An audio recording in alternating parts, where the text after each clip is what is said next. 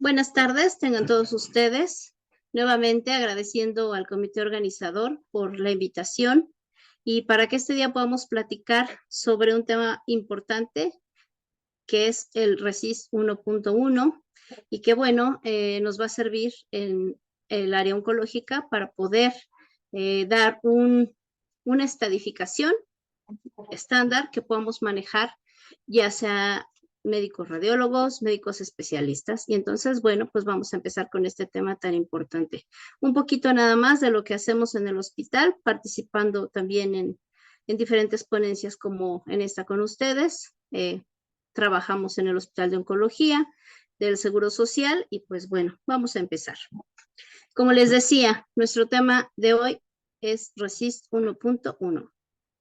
Y bueno, empezando ¿qué es el RECIST? Bueno, es una denominación que se utiliza para evaluar la respuesta y utilizar criterios específicos posterior a que un tumor ha sido tratado mediante quimioterapia y específicamente es en tumores de tipo sólido. Existen algunos tumores que también utilizan sus propias clasificaciones que no tocaremos en este momento. Entonces, bueno, ¿cuáles son las bases? Principalmente, todos los pacientes oncológicos a quienes se les detecta de manera inicial un tumor tienen que entrar, como ustedes saben, a una estadificación TNM. Posterior a ello, y dependiendo si un paciente es quirúrgico o un paciente requiere quimioterapia de inicio, pues va a recibir su tratamiento. Al terminar ese ciclo, entonces nosotros vamos a entrar en un segundo tiempo para valorar y para comparar el estudio que inicialmente se tuvo con este estudio subsecuente.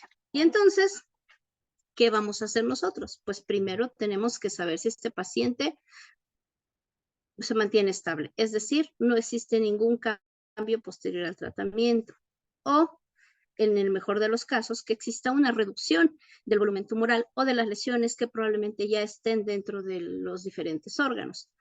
Y pues bueno, lo que nada nos gusta a nosotros es catalogar algo como una progresión de la enfermedad.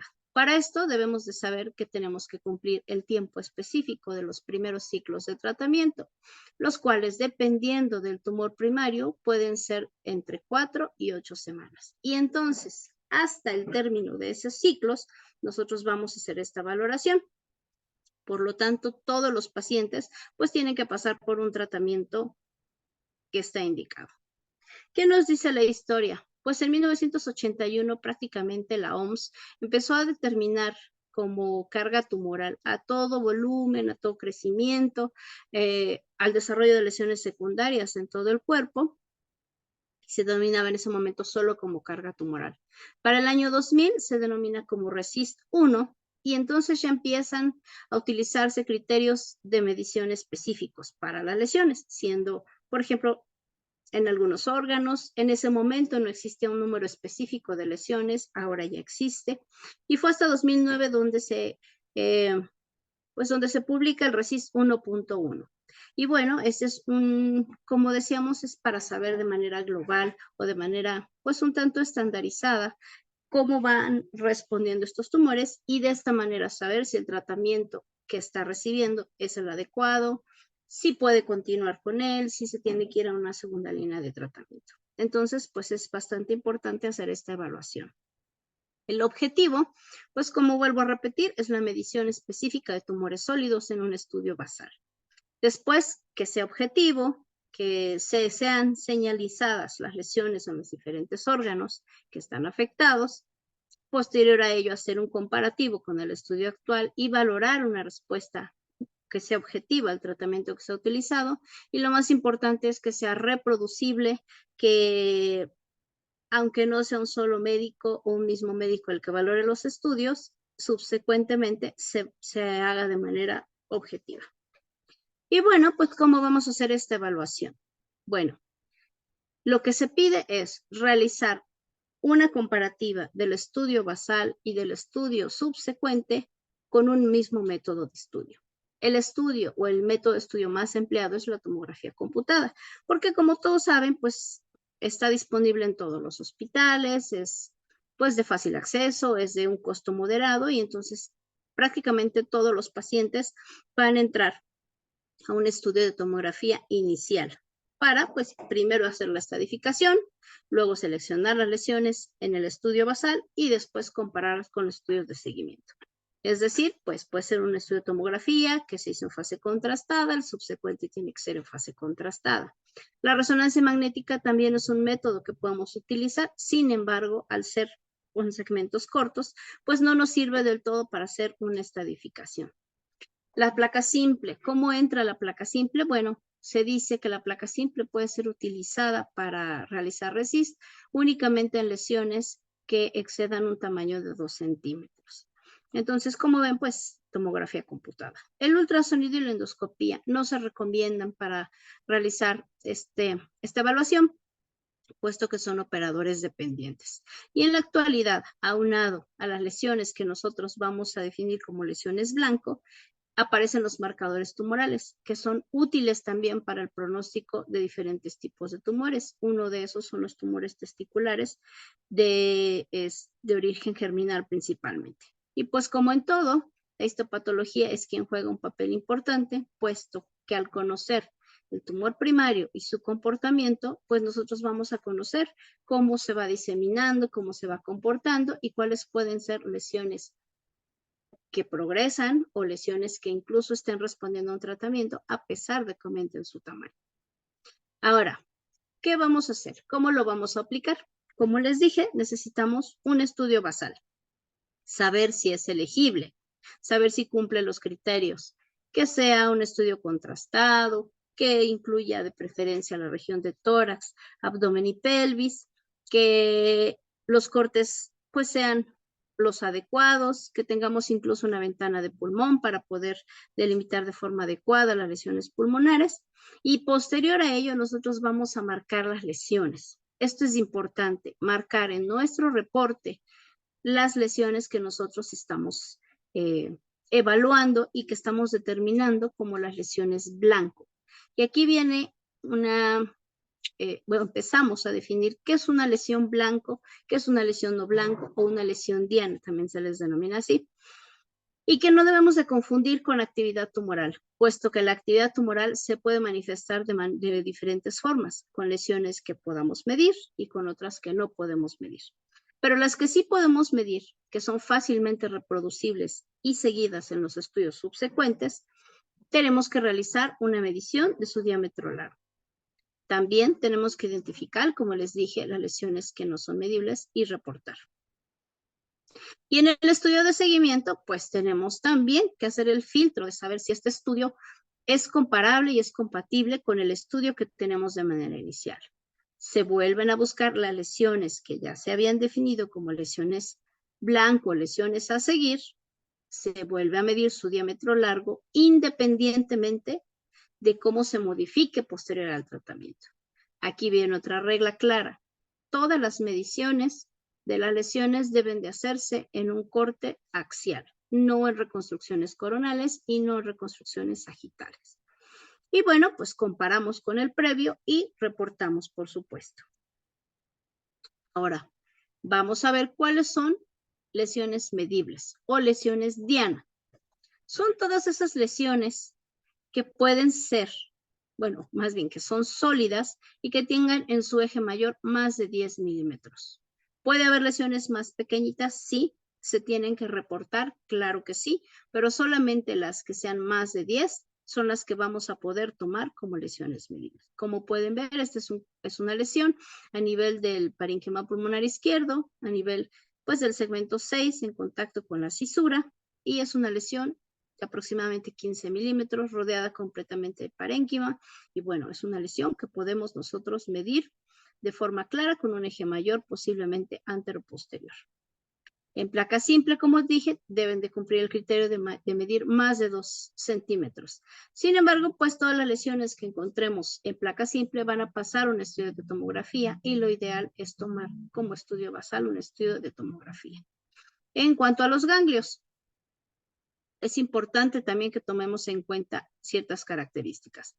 Habrá lesiones, por ejemplo, esta que les muestro a nivel hepático, casi adyacente a la vesícula biliar, segmento entre el segmento 8 y el segmento 5, que tiene un refuerzo anular muy marcado. Y lo que nos dice RECIST es que debemos de tomar el eje mayor, tomando en cuenta las áreas de reforzamiento, no las áreas que cambian en el parénquima por efecto de flujo vascular, sino el área que es francamente delimitada por un refuerzo. Y en caso del eje corto, todos los ganglios que tengan más de 15 milímetros en su eje corto van a entrar en dimensiones. Y como en este caso pueden ver, tenemos una lesión muy grande. Esta lesión corresponde con un colangiocarcinoma. Observen cómo afecta parte del lóbulo hepático izquierdo, parte del lóbulo hepático derecho, incluso condiciona dilatación de la vía biliar, retracción de la cápsula. Pero esta es una lesión tan grande que difícilmente es medida de manera específica o exacta. Y entonces tenemos que describir la lesión, su comportamiento, su afección, infiltración o extensión, más sin embargo, en este caso, la lesión que debemos de medir, porque es la que se reproduce mejor, va a ser un ganglio. Y este ganglio mide 15 milímetros. Entonces es importante saber elegir las lesiones y marcarlas. En el RECIST 1.1, como les dije, son máximo 5 lesiones diana, pero solo son máximo 2 por órgano. Es decir, si en parénquima pulmonar del pulmón derecho, pulmón izquierdo, tomamos una y una, prácticamente cumplimos con el requisito de 2 lesiones por órgano. Todos los órganos que son pares prácticamente se toman en cuenta como uno. Y al mismo tiempo, en las cadenas ganglionares, desde cuello, mediastino, retroperitoneo o hasta las cadenas inguinales y femorales, se van a tomar como un solo órgano. Por lo tanto, si fueran conglomerados, solamente podemos medir 2, a pesar de que esté extensamente afectado. Otras consideraciones importantes es que yo debo de elegir lesiones que de preferencia estén rodeadas por un parénquima, ya sea a nivel pulmonar o a nivel hepático, que yo pueda definir de forma clara. Puedo tener muchas lesiones. En este caso tenemos 1, 2, 3, 4, 5 lesiones. Pero de todas estas, las que mejor puedo reproducir, aunque no sean las más grandes, van a ser estas dos localizadas en el lóbulo hepático derecho, segmento 7 y tal vez parte del 8. Esta es de mayor tamaño, sin embargo, al estar adherida a la cápsula hepática y a trayectos vasculares, entonces no es tan fácil delimitarla. En el caso de lesiones que son sólidas, pero de baja densidad y donde también observamos un refuerzo periférico como el que tenemos aquí, debemos de tomar en cuenta esa cápsula y ese refuerzo periférico. En el caso de estas lesiones, pues entre esta y esta es la mejor definida y esta es la que vamos a medir. Si solo tenemos estas lesiones afectadas, pues se tomarán como lesiones diana las dos.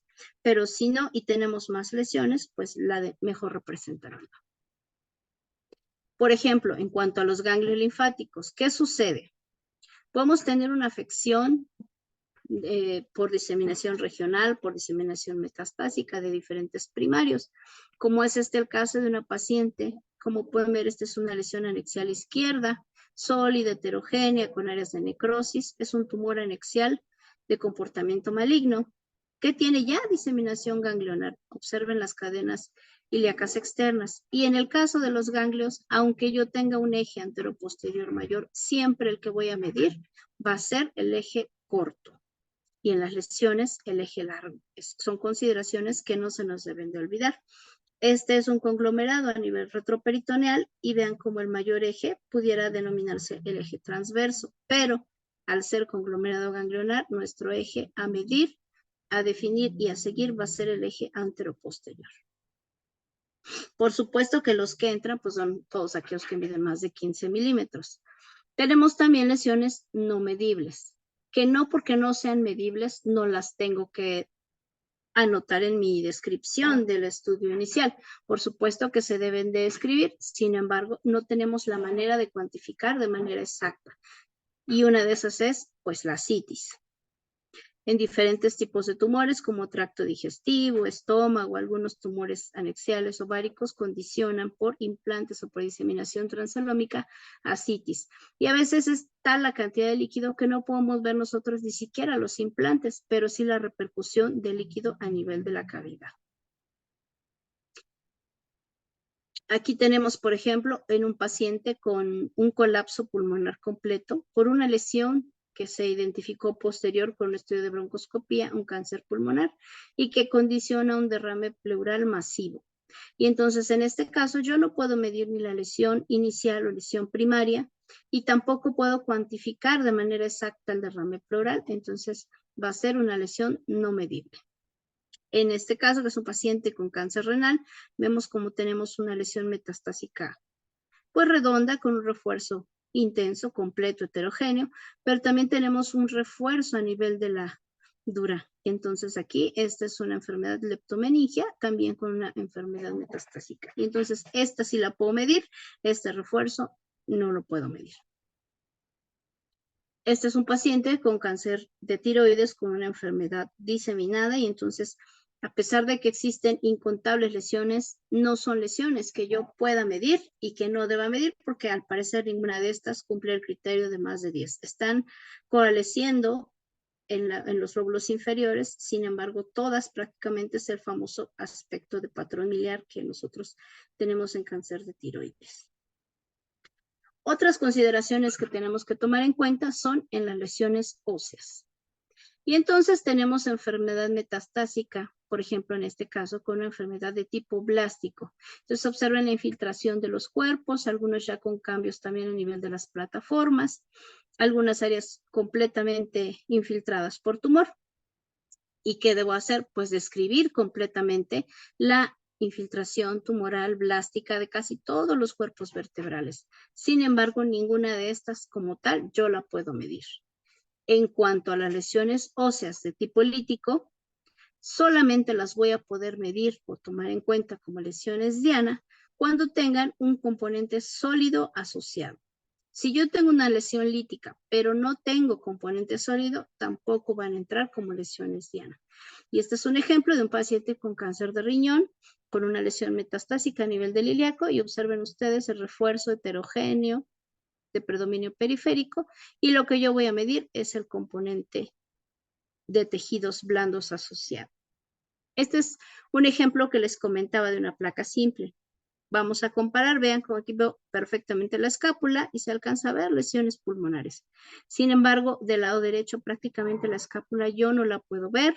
Identifico una asimetría o un incremento de volumen a nivel de los tejidos blandos y al realizar la tomografía computada, pues se identifica la destrucción prácticamente pues extensa de la escápula con un componente de tejidos sólidos. Y entonces el componente que yo debo de medir va a ser el componente de tejido sólido.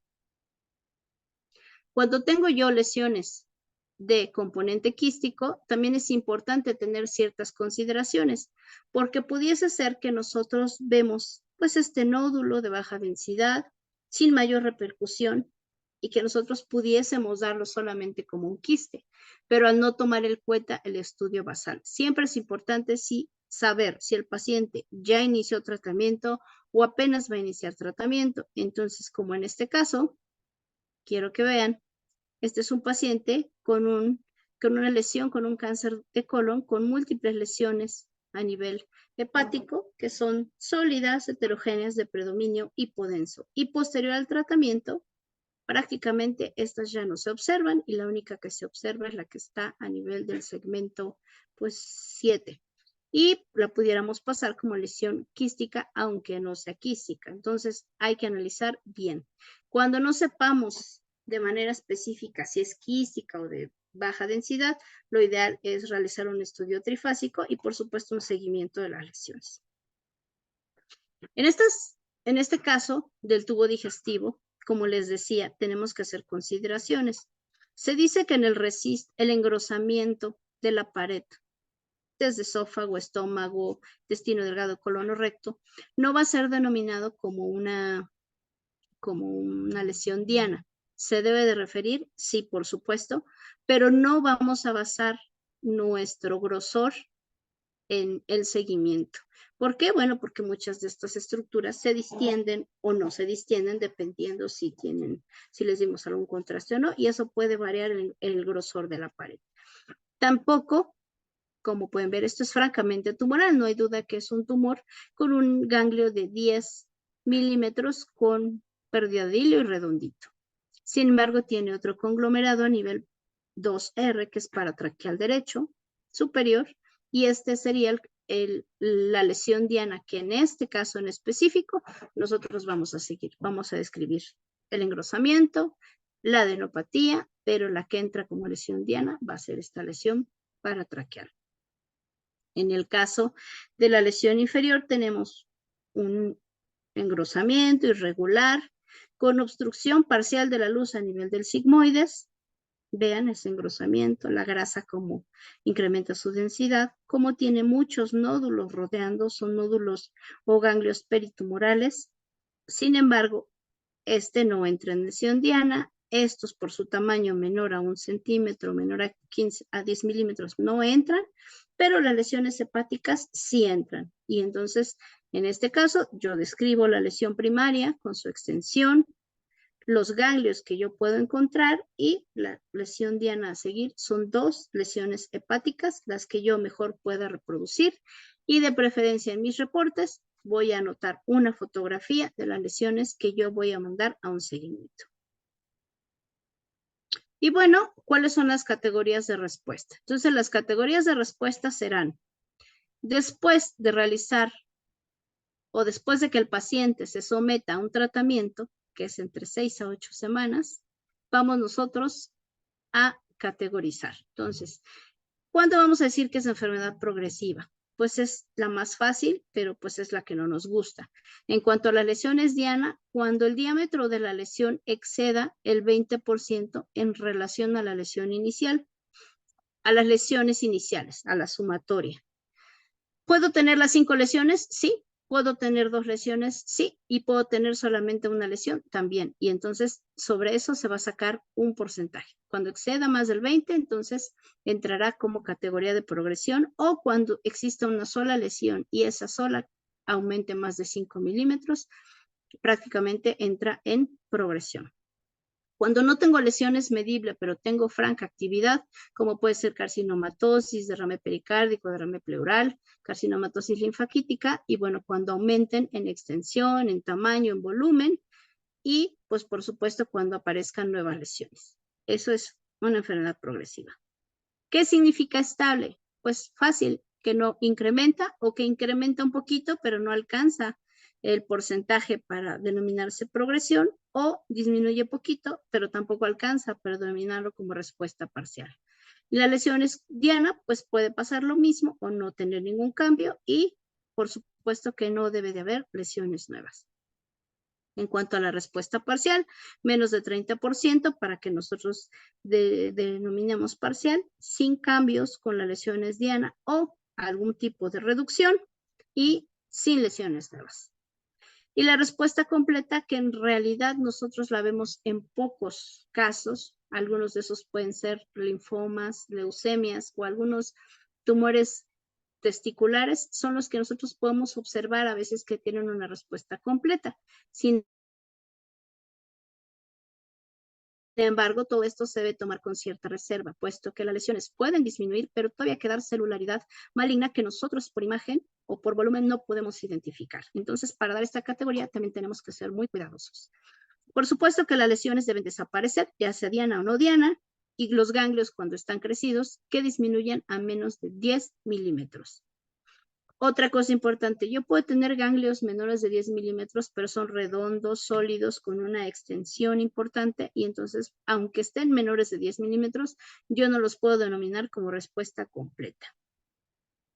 Bueno, en el caso de las lesiones, pues puede haber o debe de haber desaparición completa, y no debe de haber nuevas lesiones. Y entonces, bueno, nosotros tenemos estas 4 categorías. Los vamos a abordar con algunos casos clínicos. Entonces, observen ustedes cómo en este primer caso, este es un paciente, una paciente bastante joven con síndrome mama-ovario, que empezó con lesiones y adenopatías en región axilar izquierda. Después empezó con crecimientos ganglionares, se empieza a estudiar, se identifica la lesión que ya les había referido en axial izquierda, heterogénea, sólida, con una diseminación ganglionar extensa importante a cadenas pélvicas, a cadenas del retroperitoneo. Vean el volumen de estos ganglios. Por supuesto que todos exceden más de 15 milímetros, y en conglomerado, pues su eje que se debe de tomar en cuenta es el anteroposterior en este nivel, en este pues un poco del transverso y aquí igual al transverso. Pasa el tiempo, la paciente es operada, sometida a tratamiento, pero ya después, en 2022, aunque ya la paciente, como pueden ver en esta imagen, ya fue operada, ya se resecó el tumor, tenemos implantes a nivel del lecho quirúrgico, tenemos pues prácticamente líquido de ascitis, secundario carcinomatosis, que también, como les referí previamente, puedo yo no ver los implantes, pero ver la repercusión, que es la carcinomatosis, y a pesar de que tiene disminución del volumen a nivel retroperitoneal de los ganglios, a pesar de que ya fue resecada la lesión, pues esta paciente está en una progresión de la enfermedad por afección o por diseminación transcelómica. Existe un término que se denomina progresión inequívoca, y esto es cuando yo tengo lesiones que tal vez no cambien en el tiempo, pero que se agregan otras lesiones que a veces yo no puedo cuantificar. Este caso de adenocarcinoma de pulmón, que así se comporta, nos muestra que tenemos lesiones en el lóbulo superior derecho. Entonces vean, esta lesión es sólida, su componente es sólido, con un área periférica que denominamos nosotros de crecimiento lepídico.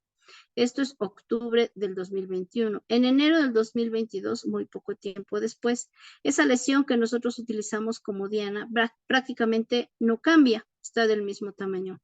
Sin embargo, la extensión de las lesiones es bastante marcada y entonces con este famoso patrón de vidrio despulido y lesiones que yo no puedo medir de manera tan clara, porque no entra en los criterios específicos, es una progresión inequívoca. Otro caso es este paciente con melanoma.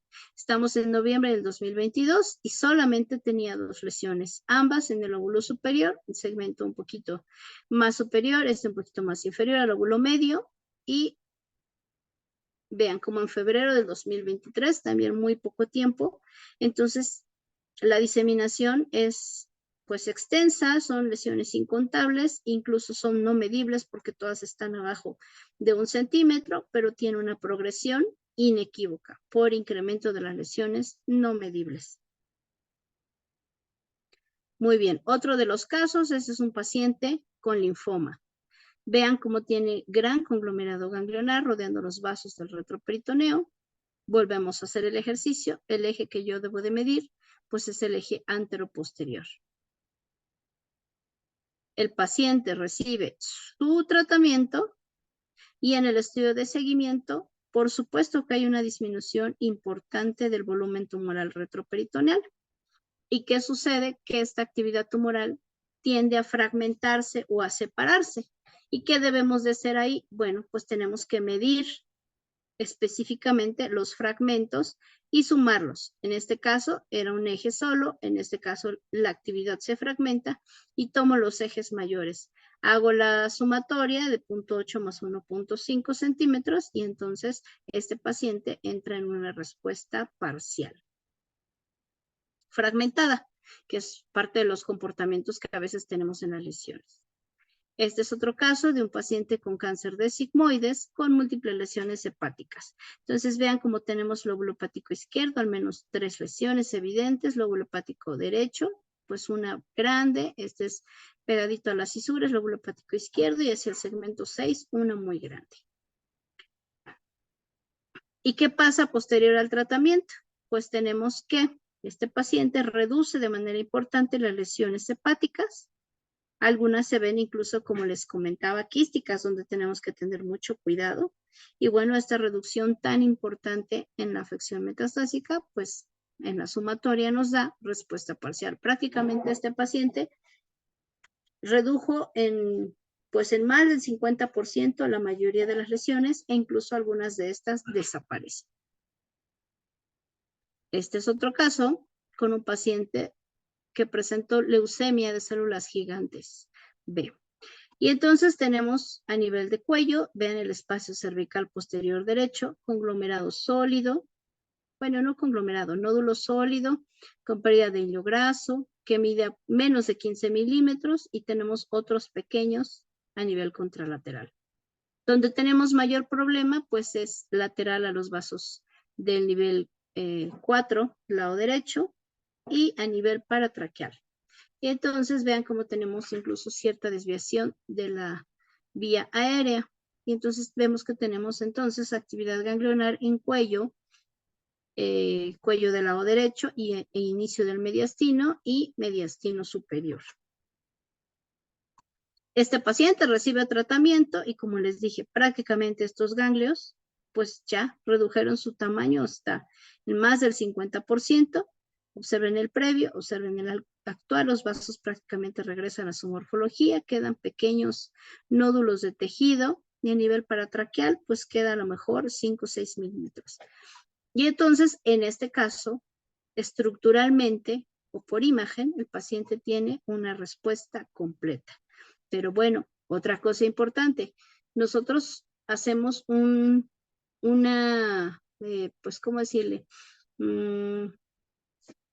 Valoramos la respuesta, anotamos nuestra respuesta, pero nosotros no tenemos muchas veces el contexto completo de los pacientes, más sí el médico oncólogo, y entonces él va a ser quien tenga la última palabra para saber si el tratamiento lo continúa, si el tratamiento lo retira, si cambia línea de tratamiento, o simplemente por complicaciones propias de la quimioterapia, a pesar de estar funcionando, ya no es posible continuar el tratamiento. Y bueno, tenemos que mencionar que tenemos criterios RECIST modificados, que es, por ejemplo, algunos de estos son utilizados para mesotelioma, para el PET, que es una modalidad nueva, funcional, para pacientes que están siendo sometidos a tratamientos con inmunoterapia. Recordemos que el RECIST se realiza prácticamente para todos los pacientes que son sometidos a quimioterapia, no operados, no resecados, no tratados con embolizaciones, únicamente con quimioterapia. Los criterios de Choi, que son ampliamente conocidos para pacientes con tumores de GIST, dependiendo de si son de buen o mal pronóstico. El RECIST para el cáncer de hígado, que también es importante, puesto que algunos de estos pacientes son sometidos a ablaciones, a quimioembolizaciones, y entonces es importante tener en cuenta cómo se van a analizar estos tumores. Otros son los de Reno para neurooncología, para lesiones del sistema nervioso central, y otros que se utilizan para las lesiones a nivel renal, como son el criterio de Mass, que utiliza estructura morfológica y densidad. Pero bueno, el ampliamente utilizado casi por todos, pues va a ser el RECIST. Y bueno, ¿qué ventajas vamos a tener al utilizar este RECIST? Primero, que tenemos una evaluación confiable y objetiva en el cambio de diámetro y comportamiento del tumor.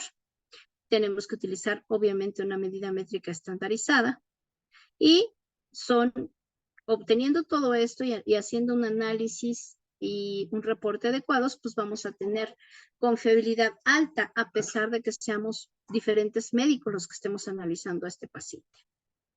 No considera, y eso es importante porque deben de seguir los estudios para mejorar estos criterios, la composición y la heterogeneidad del tumor, ya que, como les dije, puede haber lesiones que por su necrosis y por la destrucción celular disminuyan su densidad, pero aumenten su tamaño. Si somos nosotros estrictos, prácticamente estaríamos con progresiones de la enfermedad, pero al conocer la naturaleza de los tumores, pues sabemos que algunos de estos pueden necrosar y de esta manera estar respondiendo al tratamiento. Tampoco valora, como bien les dije, la vascularización específica, como puede ser en los tumores de hígado, donde los criterios que se utilizan específicamente para las lesiones de hígado, pues van a ser los que tendremos que utilizar. Bueno, pues existe variación, por supuesto, en diferentes entidades patológicas. No es lo mismo un tumor de origen epitelial que un tumor de origen mesenquimatoso. Entonces es importante también conocer ese comportamiento, la pseudoprogresión que ya mencionamos. Y otro punto que no es adecuado como indicador de respuesta temprana, como si lo pudiese ser un RECIST que utilice o que se realice en los pacientes con PET, puesto que aquí nosotros valoramos estructura, morfología y tamaños, y algunas veces densidad, pero en el PET, pues los diferentes radiofármacos que se utilizan, sí, con los valores de sub nos pueden ayudar para saber si efectivamente hay una respuesta o no. Y en este pues tendremos que esperar al término del ciclo de quimioterapia para que veamos un valor correcto. Bien, ahora como resumen, RECIST 1.1, respuesta al tratamiento en tumor sólido. Debemos de tener un estudio basal bien realizado, donde se determinen de forma clara las lesiones que vamos a seguir, 5 lesiones máximo, 2 máximo por órgano. Cumplir el tratamiento, que es mayor a 6 o entre 6 y 8 semanas. Identificar cuáles son lesiones diana y cuáles son lesiones no diana. Si estas lesiones, como vimos, si son sólidas, más de 10, si son ganglionares, más de 15.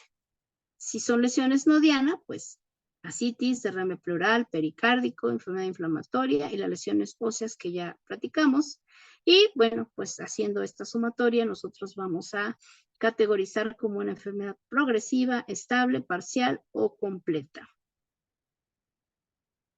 Y bueno, ¿qué podemos concluir entonces con estos estudios que estamos llevando a cabo? Pues que se utiliza para tumores sólidos. Habrá tumores que no lo utilicen, como bien les mencioné también, los tumores de GIST, que a pesar de que son sólidos, se van a hacer sus seguimientos y su valoración con los criterios de Choi. Se deben seleccionar desde el estudio 1, estudio inicial, estudio basal, cuáles son las lesiones diana y no diana, y de preferencia en el reporte poner una foto e indicar cuáles son las lesiones, para que de manera subsecuente se busquen estas lesiones de manera específica. Se deben identificar también si el paciente tiene enfermedades no asociadas o no tumorales, como pueden ser cirrosis hepática, como puede ser insuficiencia renal o insuficiencia cardíaca, puesto que ello deriva en un posible derrame pleural, derrame pericárdico o ascitis que nosotros podamos confundir con una progresión. Y entonces debemos de conocer también lo ideal estos datos. Y bien, otro es analizar de manera individualizada los resultados, permitiendo una adecuada categorización, lo que impacta en el tratamiento del paciente. Recuerden que realizar el RECIST es principalmente para que podamos ayudar a saber si el paciente está recibiendo un tratamiento correcto, un tratamiento idóneo, o bien si no está sirviendo. Si a la primera línea de tratamiento que se termine y vemos que no hay una respuesta o que hay una progresión, ese medicamento se tiene que retirar y se tiene de existir que indicar una segunda línea de tratamiento. Si el paciente no tiene cambios específicos, entonces pueden continuar con el medicamento.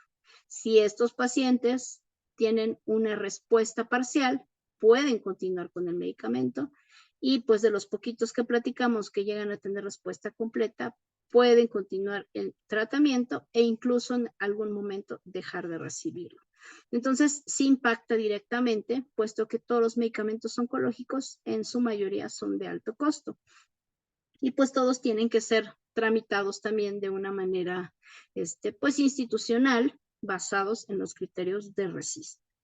Y bueno, pues de lo más también relevante es que debemos de saber y conocer que la última palabra la tiene el oncólogo clínico, puesto que al saber la enfermedad subyacente, si la quimio no ha afectado la función hepática o renal o cardíaca, él decidirá, basado en nuestro criterio y en las características del paciente, si ese paciente puede continuar con su tratamiento. Es decir, si yo tengo un paciente que ha respondido bastante bien a ese medicamento, pero le está generando ya un déficit de la función renal, un déficit de la función cardíaca, ese medicamento pues se tiene que retirar por citotoxicidad. Entonces, ellos son quienes, pues al final del día, tienen la última palabra, pero pues basado en el reporte que nosotros debemos de hacer de una manera pues muy consciente de lo que estamos haciendo y pues con los menores errores posibles y de manera documentada estos seguimientos para que pues no existan problemas. ¿De acuerdo? Y pues bueno, este es un tema muy importante que no debemos pues olvidar, que prácticamente todos los días estamos en contacto con ello y pues bueno, aquí tienen algo de la bibliografía y espero que este repaso nos haya servido y pues quedo a sus órdenes, agradeciendo como siempre al comité organizador por la invitación y pues cualquier situación que se presente y que requieran por supuesto que podamos platicarla. Les dejo mi correo y bueno, el Hospital de Oncología, que como siempre, pues recibe a muchos pacientes y eso es lo que nos motiva día a día, pues a tener un mejor desempeño y a seguir preparándonos. Agradeciendo y que tengan muy buena tarde por estar con nosotros el día de hoy. Muchas gracias.